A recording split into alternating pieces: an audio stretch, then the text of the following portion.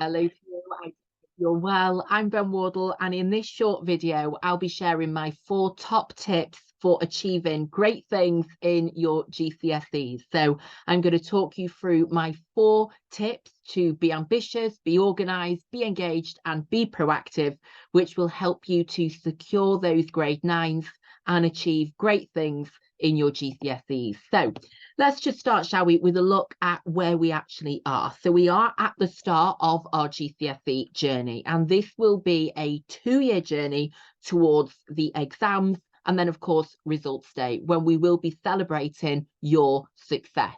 And what I want to talk about today is the 4 things I think you should do, or that you should be, over the 2 years in order to, as I say, achieve great things. I am a firm believer that with hard work and determination, we can all achieve extraordinary things.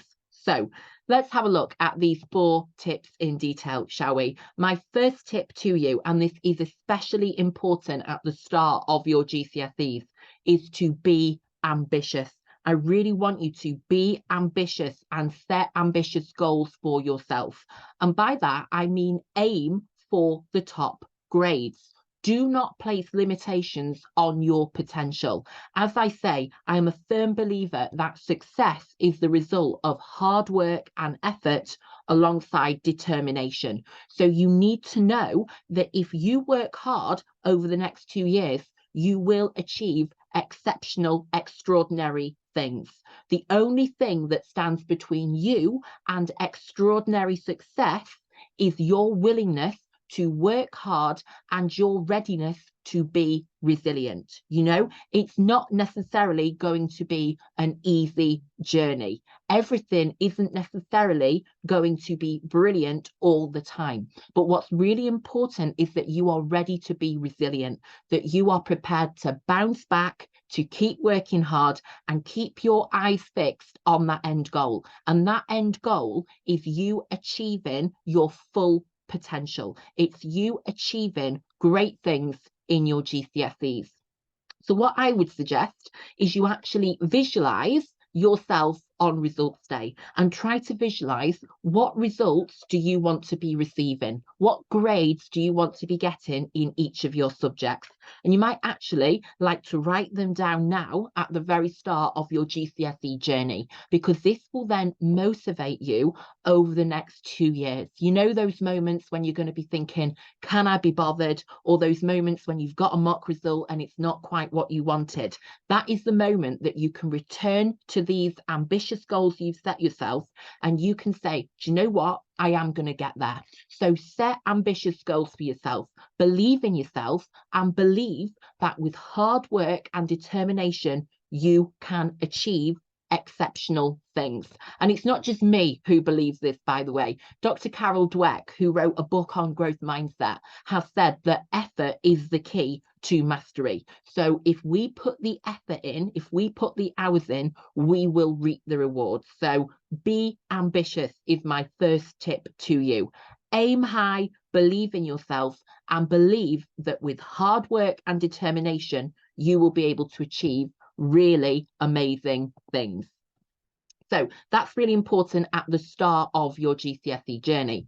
What next then? Well, number 2 is to be organised, okay? You need to get into the good habit of being organised from day 1. This is so important and it will pay off for you. You know, you are studying many subjects, and for each subject, there are going to be multiple exams to do. So it's really important that we're in the habit of being organised. So this starts with those basics, which I'm sure you already do, such as arriving to your lessons on time with the correct equipment. But it also extends to knowing and meeting your deadlines. So make sure you know when homework is due, when you've got an exam, when there's something you need to bring into a lesson. So my advice is to write them down. You know, I think it's really handy to keep a diary, a planner, or a calendar where you can actually put those key dates down. For example, put down the dates of your mock exams or when a piece of coursework is due in.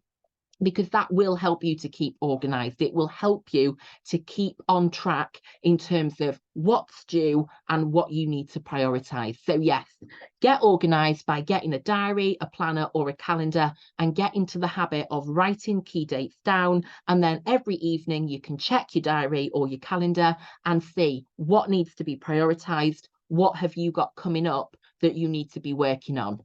I would also advise that you print off the course specification or a revision list for your GCSE. So make sure that you have got a paper copy for each of your subjects of the specification, which sets out everything that you need to know for the exam, so that as you go through the course over those 2 years, you can actually be ticking topics off once you've studied them, and then you can see where that topic fits into the bigger picture. So you can actually be referring back to your specification and you can be thinking, right, this is what we've just studied, this is what we're going to study next.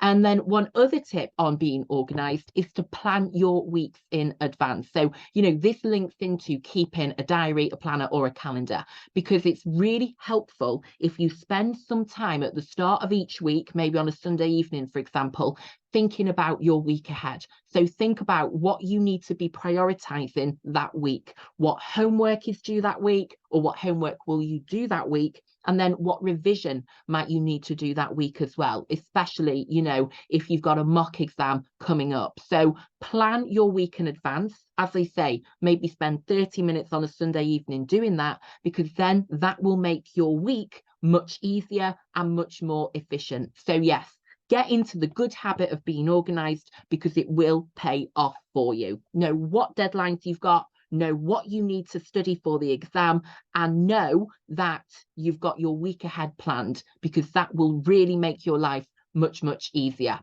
My third tip then is to be engaged. It's really important that you are giving it 100% in all of your subjects. So try and get involved in your lessons. So in the classroom, put your hand up and contribute, get involved in discussions, participate in debates, for example, give your contributions, discuss when you're having a group discussion or you're discussing with your partner, just get involved. That participation is very powerful.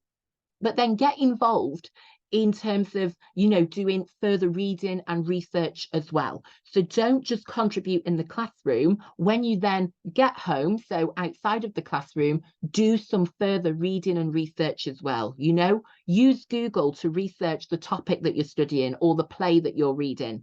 Go on YouTube and watch some of those brilliant revision videos that are available for pretty much every single subject. Spend some time doing some extra reading and research, because you'll be able to then impress your teacher and then ultimately impress the examiner with that extra knowledge and that extra information that you're able to bring into your answers. I'd also recommend talking to others and talking to your teachers about your subjects. Your teachers are experts in their subjects. They've done a degree in it. So have a chat with them about it. Just having those conversations helps us to consolidate our understanding. It helps us to retain key information, and it really does expand our knowledge base. So it's a really powerful way, actually, of deepening your understanding and strengthening your memory of the key topics and the key things you need to know for that subject. And also you can be engaged by learning from feedback that you're given. Use targets that you're given to improve your work. Don't just ignore them, don't just discard them. Absolutely learn from them. If there's something your teacher is saying would strengthen your answers, then try to actually learn from their feedback and implement that in the future. And please, again, remember that your hard work and engagement will pay off. We get one shot in school, don't we? We go through GCSEs once. And so the more that you invest now, the greater the rewards you reap will be. So, put in that investment, put in that effort, be engaged with your learning and your studies now, and then it will pay off for you in years to come. And then finally, number 4, probably my favorite and I think the most important one, is to be proactive. And basically this is about being responsible and taking responsibility for your own success. So to be proactive means to do things for yourself. So to actually think for yourself and then act in a way that will contribute towards your success. And that, again, is very much linked to what we've just said about being engaged. So it's about, you know, taking the initiative to do some extra reading, do some extra research, practice some past paper questions in your spare time, for example. You know, actually go and ask questions about something you don't understand. Don't just sit at the back of the classroom thinking, I really don't get it. You know, think about it in this way. Think, this is my education. I want to succeed. I'm going to ask that question. I'm going to get some clarification because that is going to benefit me. And remember, your teachers want to help you. Your teachers want to see you doing well. So, you know, ask those questions. Don't sit there in silence without a clue of what's going on. Make sure you ask those questions. I'd also suggest being proactive in terms of making your own revision resources after each lesson, you know. So after each lesson, just jot down the key points from that topic onto a flashcard, because then you can use that when you're revising at the end of the course before your actual exam. So create those resources as you go along. So then at the end of the course, when you're revising for your exam, you can look back at those resources and you can revise from them. And that process of creating those revision resources will help you to consolidate all of that information and secure it in your long-term memory.